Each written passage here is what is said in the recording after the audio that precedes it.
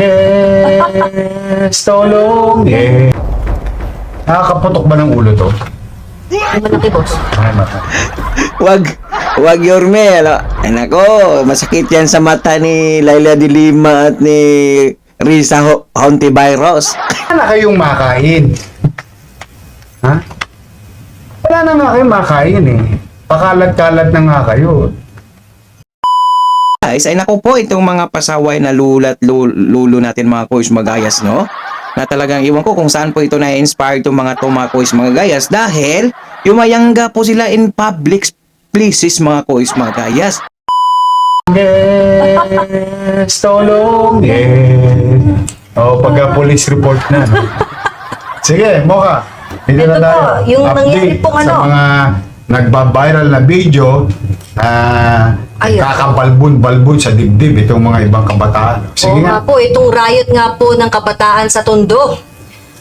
Lumabas po ang video ng riot sa pagitan ng dalawang grupo ng kabataan at iniharap na ni Manila Police District Racabago Police Station Commander Lieutenant Colonel Ronald De Leon ang 8 minor de edad at isang 18 years old na binata.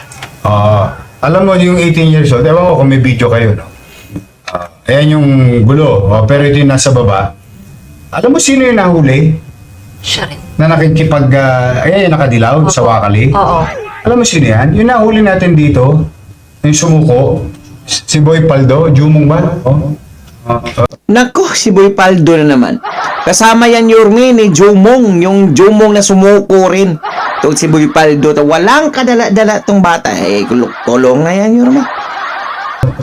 Jumong. Pero mo, hindi pa natuto. Ito sinunod niyang ginawa, ayun. Ayan si Boy Paldo, si Jumong.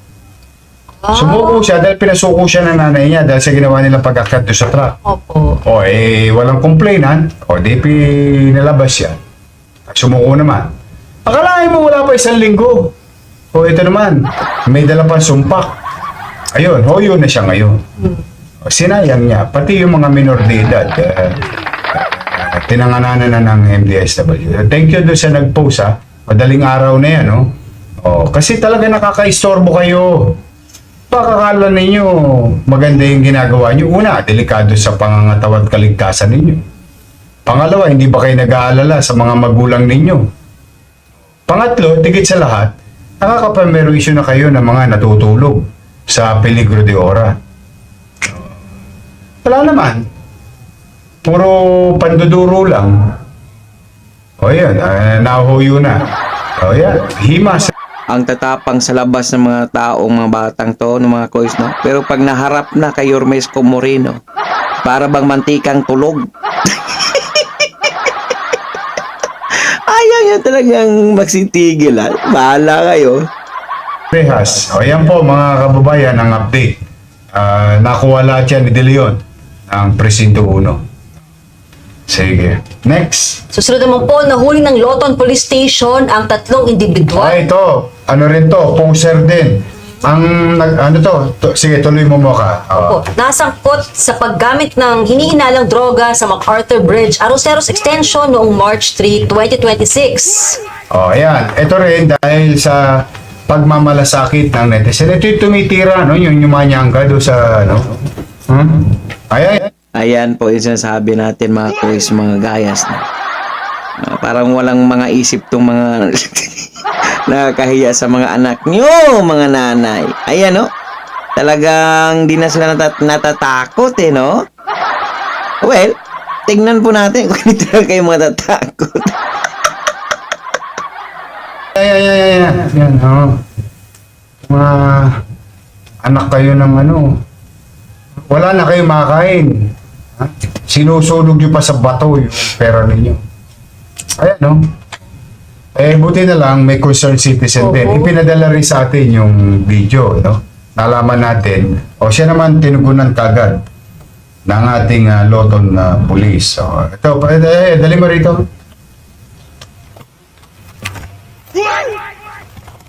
Nakakaputok ba ng ulo to? Ay, malaki, boss. Ay, mata. Wag Yorme, ano? Ay nako, masakit yan sa mata ni Laila de Lima at ni Risa Hontivirus. Panggigil. Wala na kayong makain. Ha? Wala na nga kayong makain eh. Pakalat-kalat na nga kayo. Ano mahihita nyo sa droga?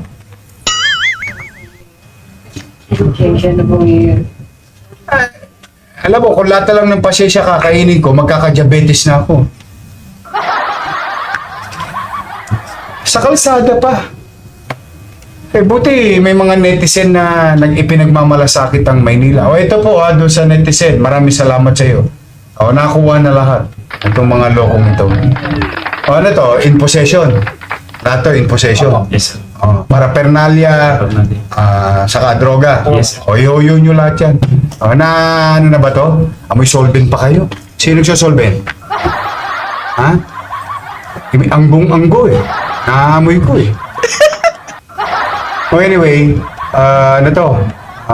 Boshops. Yes, sir. Oh. Tuluyan nyo. Para wag pamarisan. Ito po, sa isang netizen nag-post. Nakuha na po ng Manila Police District. Maraming salamat sa inyo. Doing so, you're helping us to be better. Sige, thank you, pare. Keep it up, ha? Thank you, sir. Pag-ingat kayo. Thank you, pare. Grabe yung gigil ni Rumisco Moreno. Talagang, biruin mo, sa kabila ng lahat ginagawa niya para mapakain, mabigyan ng trabaho, mabigyan ng magandang kinabukasan yung mga Manilinyo. Yung mga animal na to, salamat talaga kayo. Hindi sa panahon ni Duterte ito eh. Buti ng Yorme, hindi mo binato eh. Dahil, naku, allergy pa naman yung mga pinklawan yan. Si Risa Hontivirus, ayan, si Dilima, ayan. Oh. Sige. Na ano na yun? Na-inquest na? Yes, sir. O, sige, hoyo nyo na yun. Wala ka na makakain. Pinayaman mo pa yung drug dealer. Magkano ba ngayon ang towats? Isang, sir, Isang biyahe? plus. Ha? 7 plus. 700? Sa itsura na, nagka 700 pesos sila. Kundi ba naman talaga sarap konyatan? Yes, sir. Sige. Tuluyan niyo yan, ha? Yes, sir. Tuluyan niyo. Okay. Ito Ito po. naman, Top Ay, Ruby, naku po, tama ka, Ruby. Biglang shout out sa'yo. one most wanted sa kasong murder na Tiklosa Baseco. 29 years old na si Danilo Decala ay tinuturing na top 1 most wanted district level sa kasong murder. Under kay Presiding Judge Manila RTC Branch 174, Honorable Jason J. Sapanta. Inisyu niya yung warrant. Dahil ka rito. Nadali to nila ni Sete at ng mga pulis nila. Ito po yung top 1. Sinasabi ko sa inyo, una, huwag niyong gagawin sa Maynila. Not worth it. Whether nang snatch kayo o nang hold up kayo o whatever. Kasi matter of time, mahuhuli kayo. Whether 1 week, 1 day, o within the day, o 1 year, 3 years, 10 years, it doesn't matter. There is no place for criminal in Manila. Hindi para pamugaran tayo rito. O ito po yung suspect na inquest na. Napadala na kay Judge. Inform na si Judge na nadali ninyo. Na po natin yung Good. Oo. Ayan po, ang top most wanted district level sa kasong murder. O sige, congratulations, Anisete. Thank you sa inyo. Kita tayo. Sige, ingat kayo. O ayan po, ulit-ulitin ko yung mga tulongges. Huwag niyong ipagbabaka sakali kasi it's not worth it to stay in Manila, to do it in Manila. Dahil may gobyerno sa Maynila, maaaring mapagtatawan-tawanan nyo kami dahil kayo'y nakaligtas panandalian. Pero lahat ng kinita ninyong pamimerwisyo, no, crimes against property, or even to life, no? Hindi magiging sulit dahil kahit saan lupalop kayo, kahit doon pa kayo sa pupunta sa sa Iran, yung mga bunker nila. siya na bomba. Pero kahit sa akin magtago rin sa Maynila o kasamang bansa, kasama sa buong bansa, the Manila Police District will go after it because that's the policy of the city. Okay? So, thank you very much sa ating Manila Police District for situation at bay o laging nababantayan at napapapanagot yung mga nananalbay sa kapwa. Okay. Uy, nga pala mo ka. Bagong straight ang buhok mo.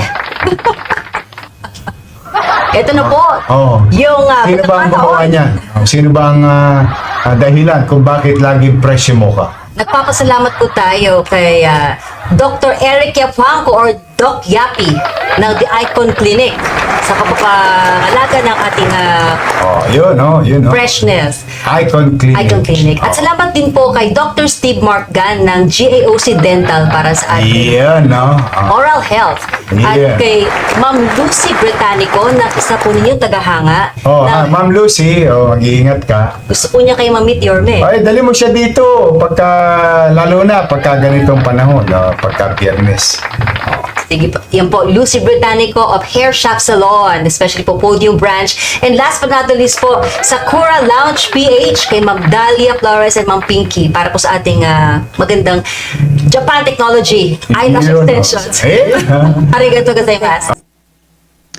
So, yun nga mga kois, no? Yan, tabi po muna natin. Basa-basa po muna tayo sa comment section, mga kois, mga guys. Ayan, may love shoutout po sa ating.